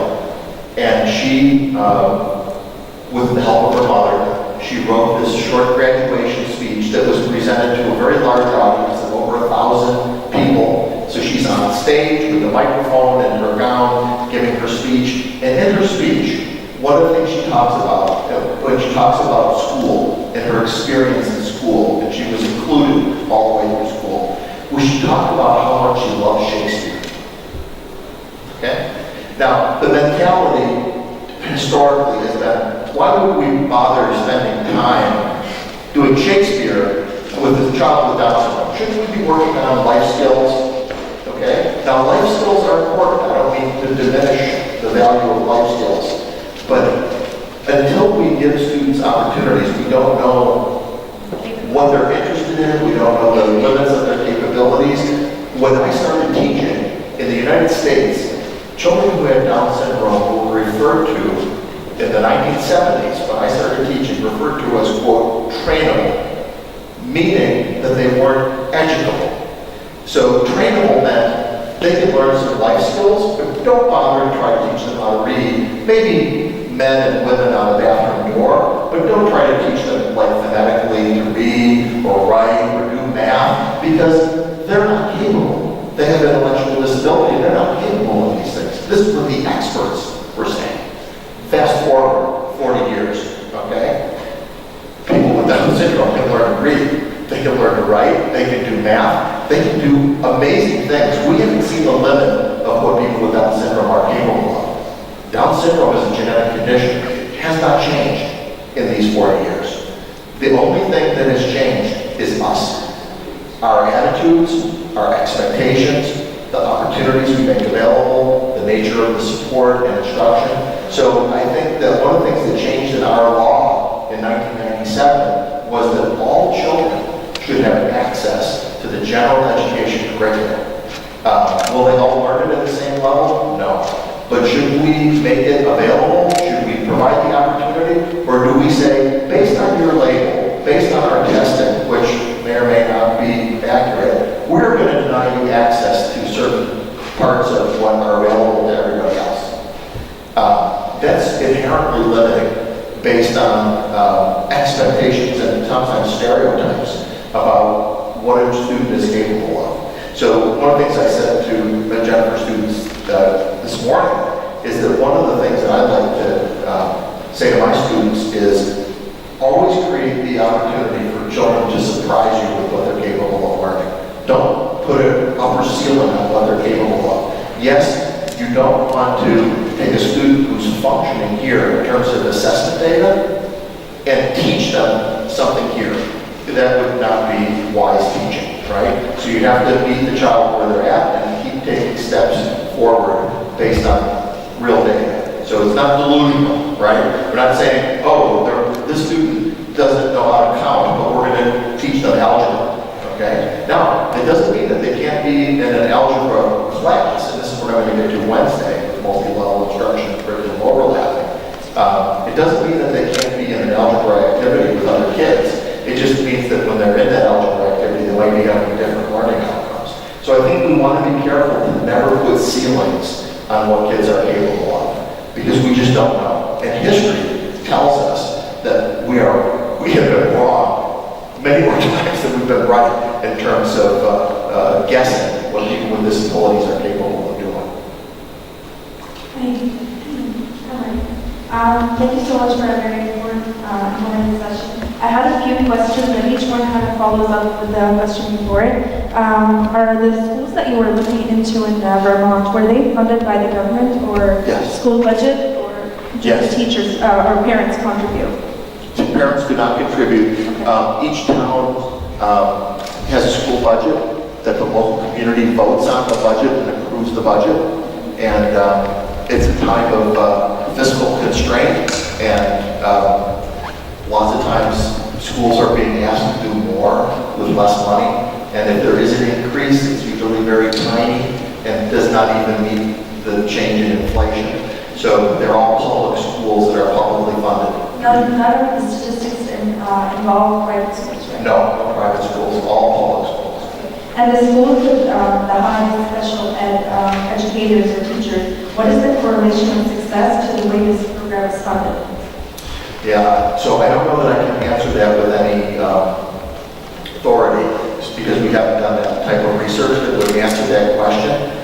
But there's something, and you may have studied this in evaluation. Are you familiar with logic modeling? So logic modeling is a form of evaluation that looks at chains of reasoning over time. Because lots of times research, particularly education research, is designed to look at something that is very proximal to the change that you're hoping to see. So for example, we have a reading program, and then we're going to use a reading test to see whether this new reading program was effective in getting greater gains for students. So you got a reading intervention and a reading assessment, right? But if you talk about trained teachers, about whether or not you have sufficiently trained, qualified teachers in the public, as opposed to So let's say that you had an initiative to better train your teachers in the universities with people who've actually been teachers and know how to teach. And you want to know whether that affects student learning. Well, you can't do that like a reading test. You're doing a chain of reasoning. So we hope that having better trained teachers, now those teachers will be in the schools. That if those teachers are in the schools, hopefully they're going to be spending time actually in instruction with students. And one of the things we know about instruction is the more time in instruction, the better the outcomes. That's a fairly general finding in the literature. For example, if a student with a disability is the more minutes of regular instruction in the regular classroom that a student with a disability gets, typically the higher their performance. Again, because disability is so wide and some students have access-only disabilities, for example, they might have a visual impairment or a hearing impairment or a physical disability and not have an intellectual disability, that's really different than somebody who has multiple disabilities or autism spectrum disorder or something else. So, you know, we talk about, we meaning the whole field, we talk about disabilities, but disabilities is so huge, right? You have to look at the subset. But the reality is that the more severely disabled a student is in the U.S., the less likely they are to be included, the less positive outcomes they're going to have. And as I was saying to the students this morning, I think the big issue for me is that what we see with students who have more severe disabilities, and those are the ones I'm most interested in, the ones with intellectual disability and multiple disabilities, developmental disabilities, is when they finish school, even if they've been included the whole time, when they're done with school, oftentimes their worlds get smaller and smaller and smaller. This is not an acceptable outcome of, 12 or 15 years of public education. For the rest of our students, for most of our students, when they finish schooling, their lives are getting bigger. Their relationships are getting bigger, they're getting partners, they're getting jobs, they're building a home, they're building a community, a network of friends and experiences and recreation, and their lives are getting bigger and fuller. And that's all really, families are asking, not all, but families are asking for that, and self-advocates are asking for that for themselves. It's that we need to be thinking it's not okay to have, kind of these minimal adult outcomes. And so our ultimate success is not how the kids do on the test, right? You can do great on a test and not have good life outcomes. The real ultimate test of whether our education system is effective for students with disabilities is what's their health in adulthood? What's the range of relationships they're having? Are they able to have the same kind of living patterns that are available to people that don't have disabilities? And again, these are going to be culturally influenced because in some cultures, living at home is expected, in other cultures, living separate from your parents is expected, let's say before you're married. So again, culturally there, but also around work and recreation and so on. And the big emphasis is on trying to help people with disabilities have the same opportunities and have kind of enviable adult lives. And to me, that's really the ultimate assessment. So you can do poorly on a test and have a great life. You can do great on the test and have a not so great life. But which is more important? I would say the great life is more important. The last question is just actually kind of seeking advice. How can we educate parents, and this is probably subjective to Egypt, to be more accepting in a school environment, to be accepting of inclusion in general? You mean the parents of kids without disabilities? Exactly. Okay. Because when you first started talking, I was going to say, it's parents who have children with disabilities who've almost always been leading in the states. So the fact that we have a national law that requires free appropriate public education, that was initiated and driven by families. So in terms of students without disabilities, one of the things that I'm happy to send, if anybody emails me with a specific question like this, I can send you some of the research we've done on this, but I did a study, it was long, it's old now, but on the perspectives of parents of kids without disabilities. And a lot of it has to do with exposure. They don't realize sometimes the benefits to their students. And there are benefits, and parents have recognized them. And one of the things that's so important about this, and I'm going to be talking more about this on Wednesday, is that those benefits, it's so important that they not come from kind of a pity, charity mentality around disability. So I'm going to be talking on Wednesday, but one of the things I'm going to talk about is kind of these three models of thinking about disability. One is the medical model, where we pathologize everything that's different as a disability. And that is not a helpful model for people with disabilities, for students. There's kind of this pity charity mentality. That could be my child. I'm so blessed that it's not. Don't you feel sorry for that person who has a disability? This keeps people with disabilities down. The alternative to these approaches is more of a social support model and trying to do a person-environment fit and support people with disabilities in inclusive environments.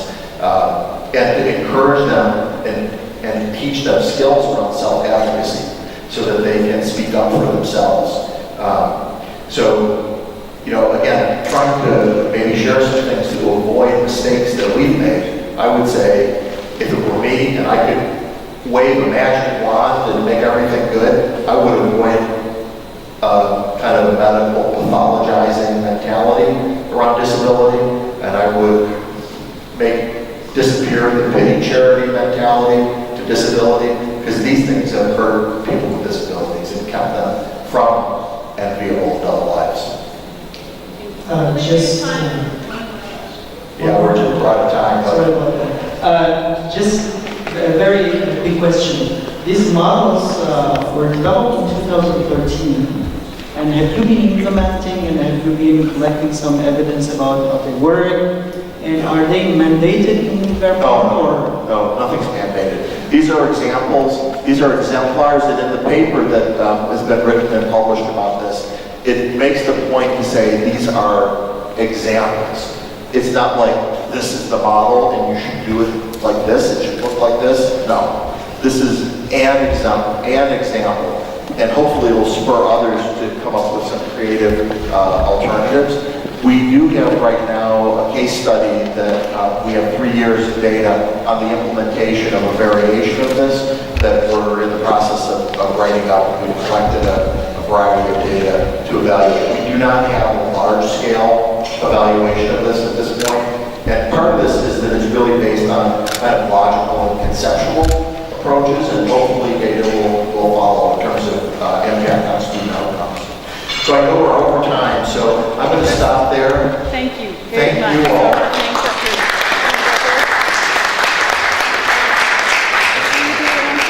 Yeah, I'm happy to hang around for those of you who didn't ask a question. I'm going to turn off the mic, but I'm happy to hang around and answer questions for folks that want to stay. Please know you're all invited on Wednesday at 1 o'clock is when Dr. Giangreco will be talking about the strategies, the creaking, the overlapping, all of that. It'll be in the Shafiq Gabra Hall around the corner. So 1 o'clock on Wednesday. Food over there. So thank you. Yes, please enjoy the food.